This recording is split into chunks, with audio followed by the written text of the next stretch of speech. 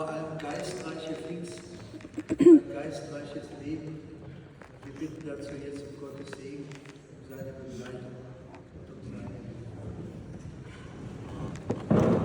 Der Herr sei mit euch.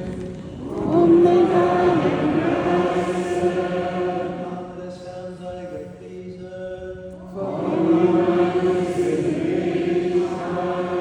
Unsere Hilfe ist im Namen des Herrn. So segne, behüte und begleite euch der dreieine und barmherzige Gott, der Vater und der Sohn und der Heilige Geist.